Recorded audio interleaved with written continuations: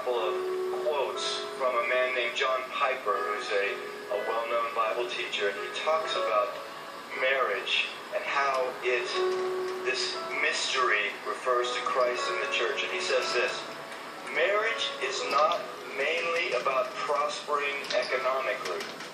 It is mainly about displaying the covenant-keeping love between Christ and his church.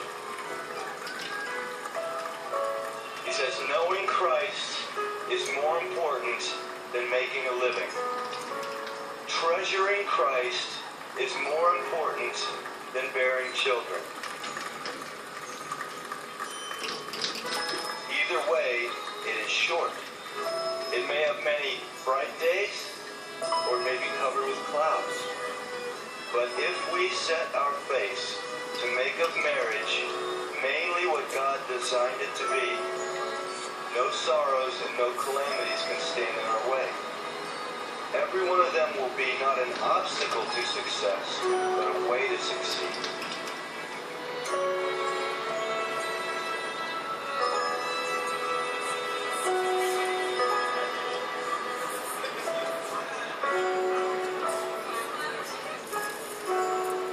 The beauty of the covenant-keeping love between Christ and his church shines brightest when nothing but Christ can sustain.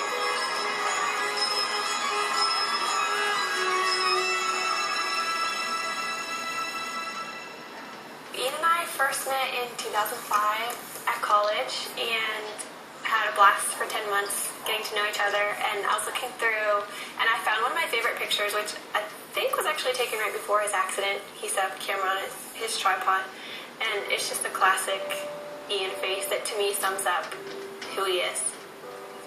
We'd been dating for 10 months and he was working an extra job for his dad, and he was on his way to work near Pittsburgh. And we got a phone call that he had been in an accident, and we didn't know if it was when he got to work or on his way.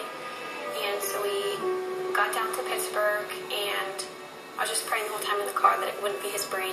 After being at the hospital for a few hours, we found out that it was, and he had been in brain surgery for a few hours and had suffered a traumatic brain injury. God totally spared his life. One night he was failing 4 out of 5 brain activity tests, and the next morning he was doing well and his brain was starting to respond again.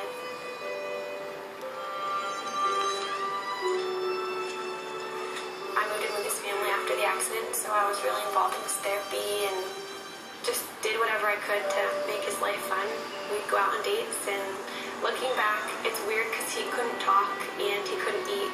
So we probably looked like complete weirdos being on dates, but we had a blast, and I just talked to him all the time. I knew that before Ian's accident, he was very serious about marriage and was ring shopping, so I knew where he was, and that helped me so much. After he couldn't talk, I knew that he loved me, and I knew where he wanted the relationship to go because we were dating very intentionally. We just prayed that marriage would someday happen and watched all of our friends get married and start having families. That was challenging, but we just tried to hold out hope that that would be us someday.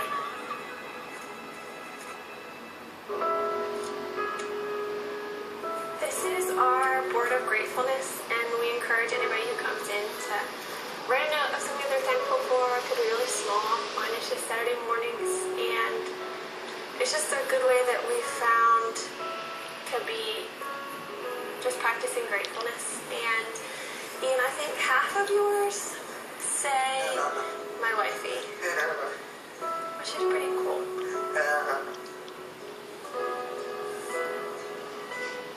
We decided that we couldn't really consider marriage as an option until Ian was able to communicate, but if he could communicate with me, then we could have a marriage, knowing it would be really different, but as long as Ian could talk to me, then we could make it work.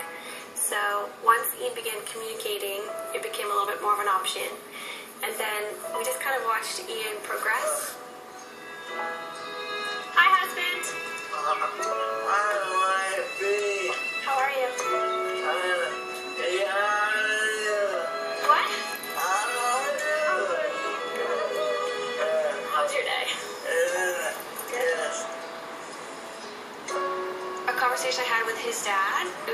conversations where I realized this could happen. Then that August, his dad was diagnosed with brain cancer. And at that point, his dad's biggest concern was Ian and I. And whether or not we were going to get married or step away from our relationship, he wanted us to make a decision to move our lives in some direction. He passed away before he was able to see us get engaged, but that was a huge impetus in why we started to pursue engagement.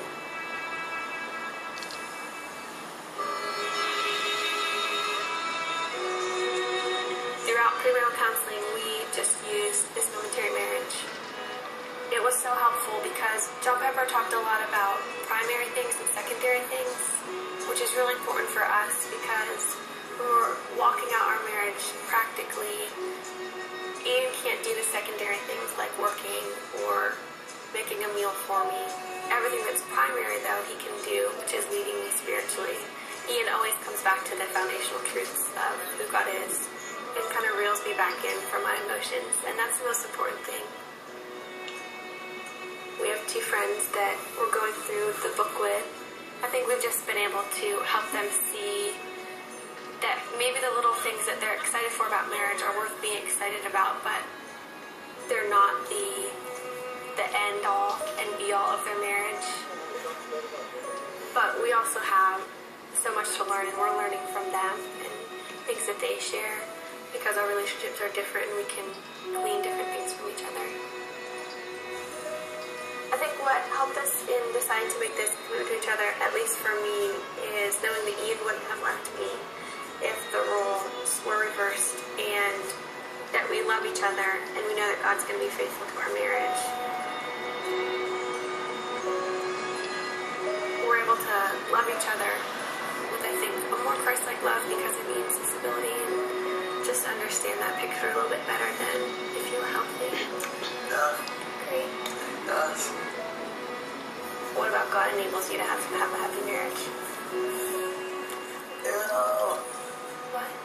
he's awesome. He's awesome. Yeah.